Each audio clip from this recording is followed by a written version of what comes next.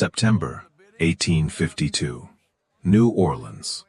And in a slave yard off Esplanade Street, a widowed sugar planter paid $6 for a woman the auctioneer warned him not to look at too long.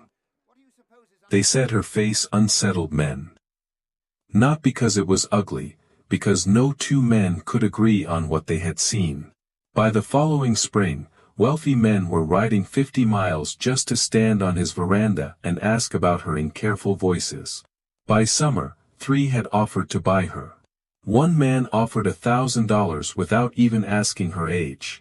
And the night the planter finally removed her veil inside his own house, one daughter screamed that a monster was standing in her room, while he could have sworn he was looking at the most ordinary face in Louisiana.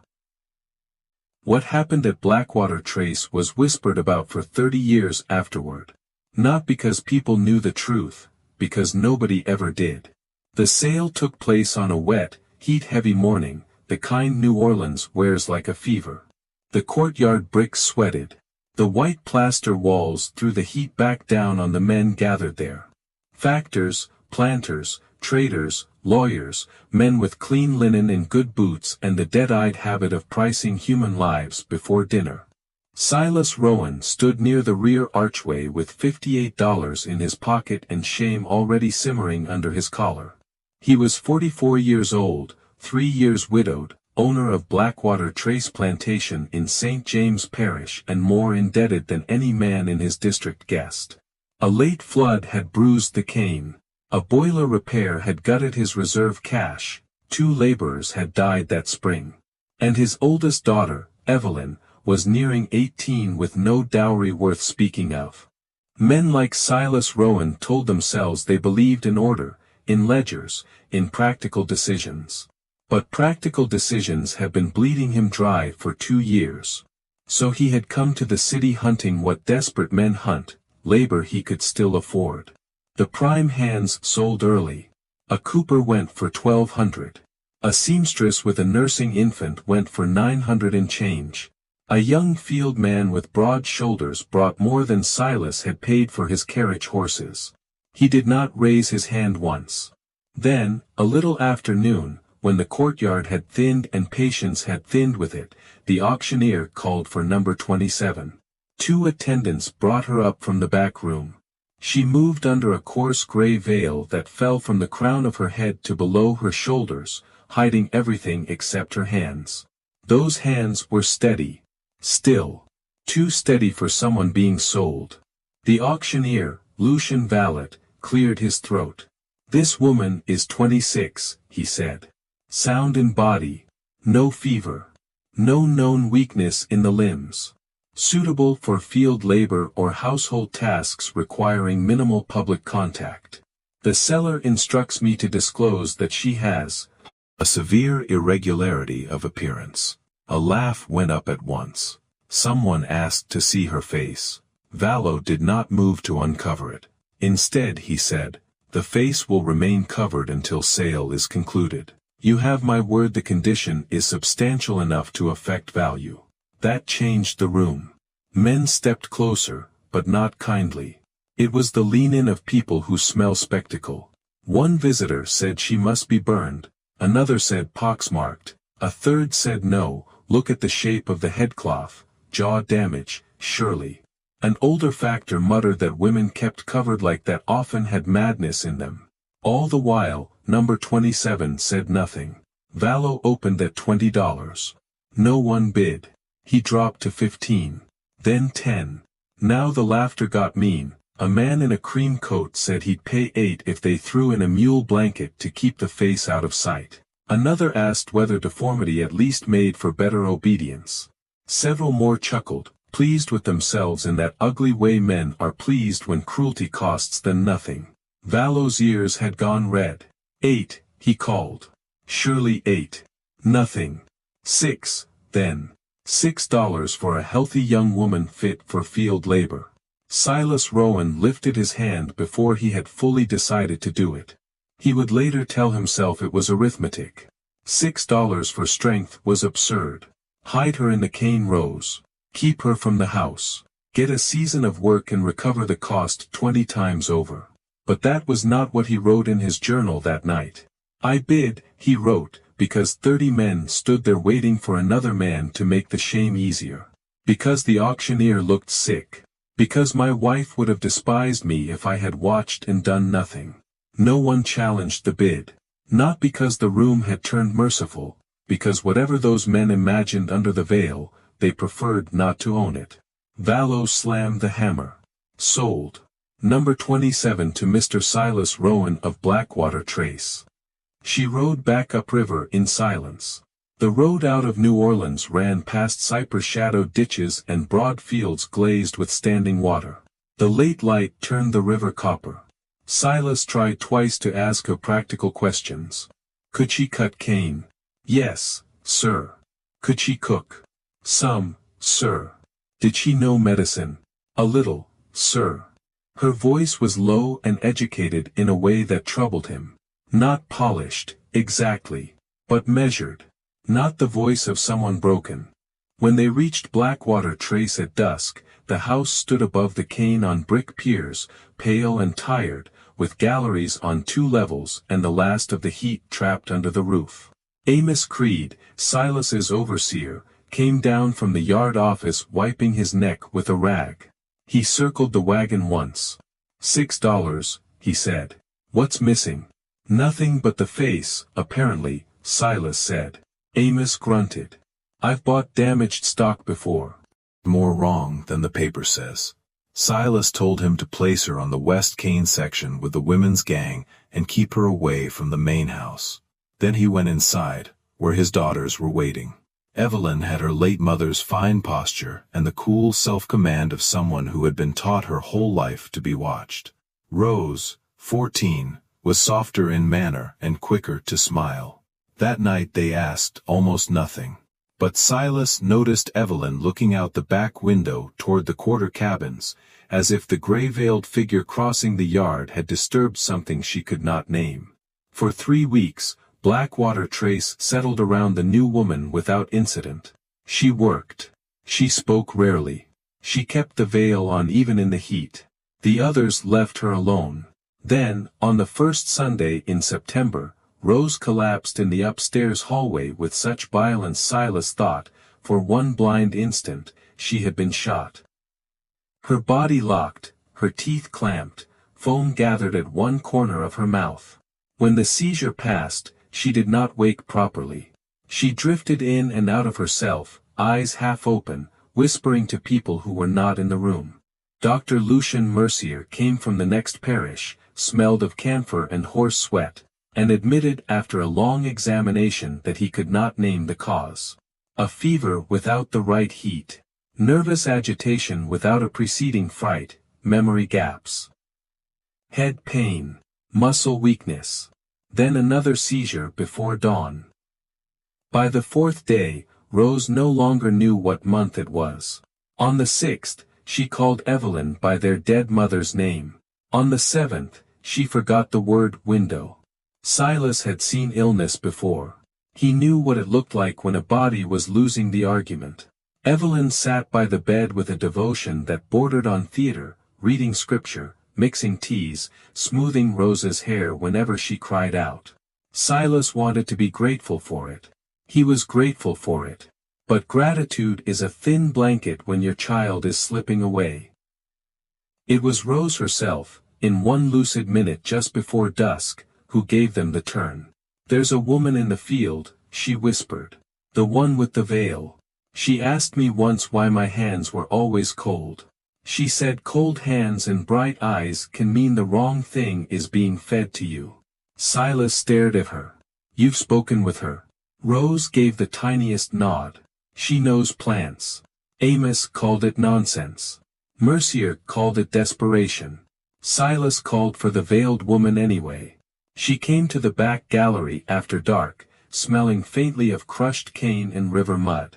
Rose was upstairs trembling in the lamplight. Evelyn refused to leave the room. The woman did not ask to remove the veil. She did not perform mystery. She simply sat beside the bed and began to ask careful, clean questions. When did the headaches begin? Before or after church? What did the girl drink when the pain started? Who prepared it? Who handed it to her? Did her mouth ever taste bitter? Did she grow worse after sleeping? Rose answered as best she could. Between answers, the woman placed 2 fingers against the girl's wrist, and listened the way a good carpenter listens to wood before cutting it. Then she asked for a private word with Silas. They stepped onto the back gallery.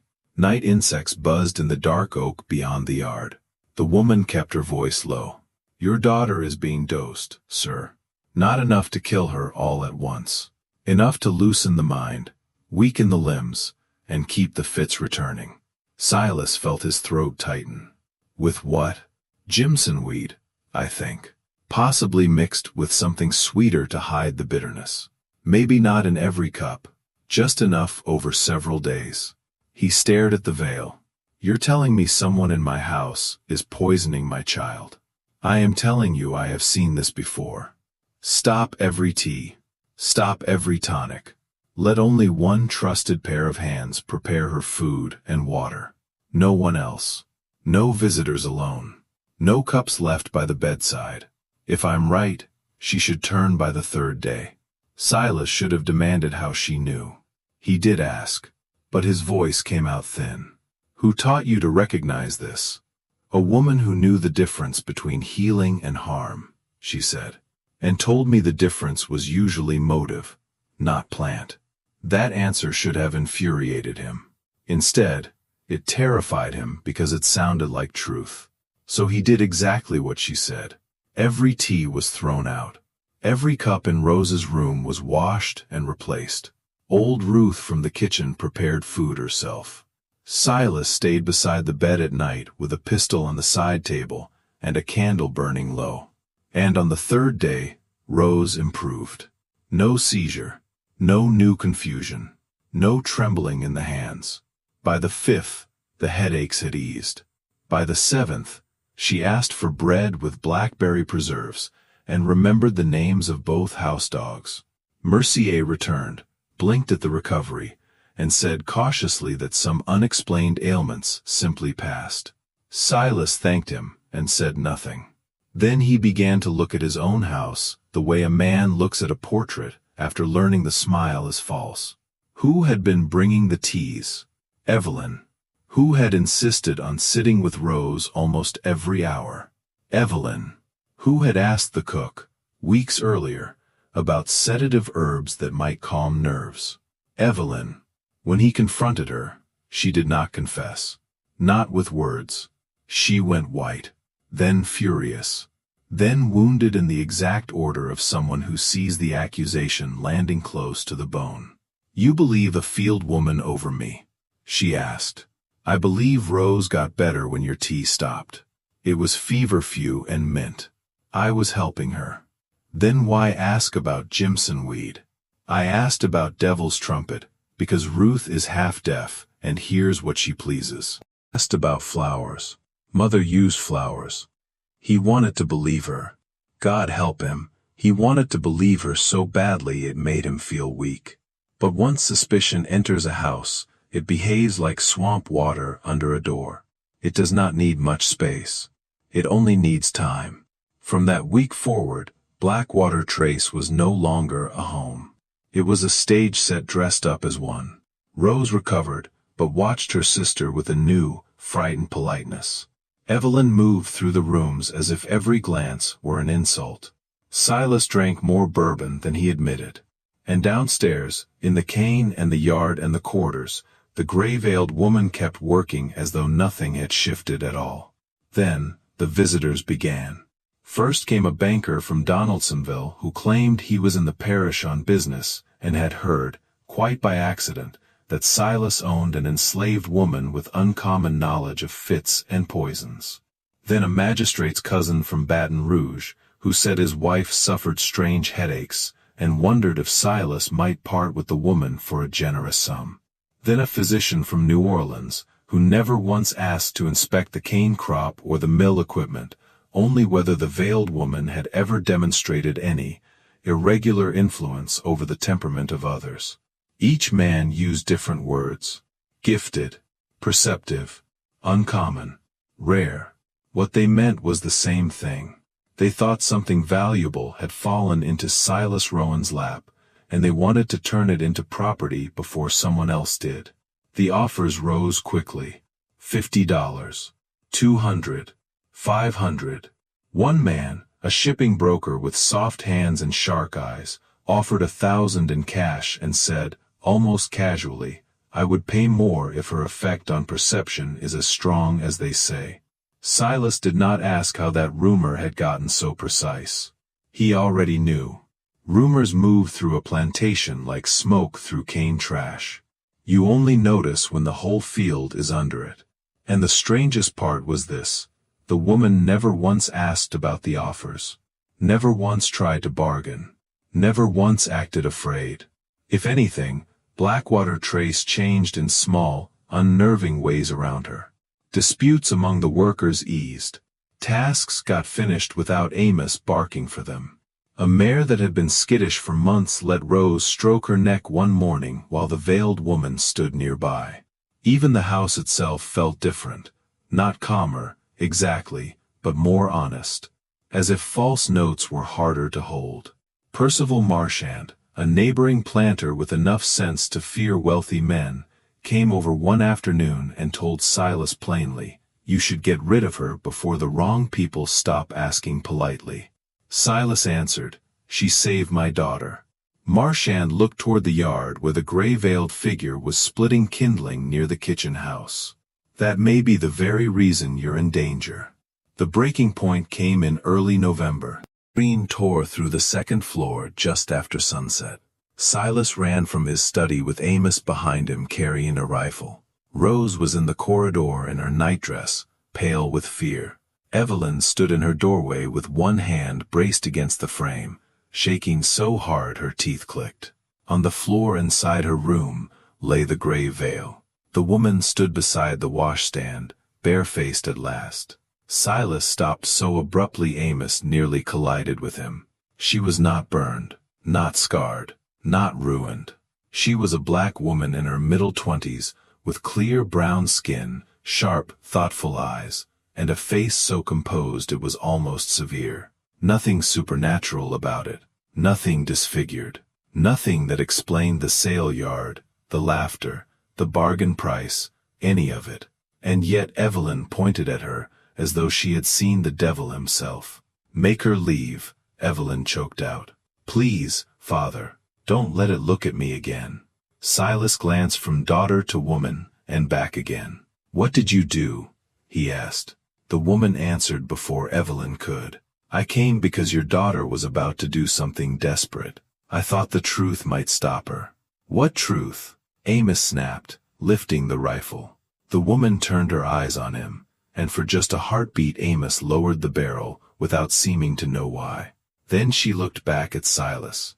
The truth that most people do not see me, she said. They finish me, with fear, with hunger, with guilt, with whatever would hurt them least to believe. Silas wanted to reject that line on instinct, but something in him had already slipped, because when he looked directly at her, her face seemed to shift at the edges, not changing shape, not becoming someone else, but inviting the eye to settle in different places. Plain 1 second, striking the next, older when he thought of sorrow, younger when he thought of danger. It was like trying to remember a face from a dream while still looking at it. Evelyn whispered, she showed me, then pressed both hands over her mouth, as if that were all she could bear to say. Silas sent Rose downstairs. He told Amos to lower the rifle, and he took the woman into his study, where one lamp burned and the bourbon bottle sat open between them. What are you?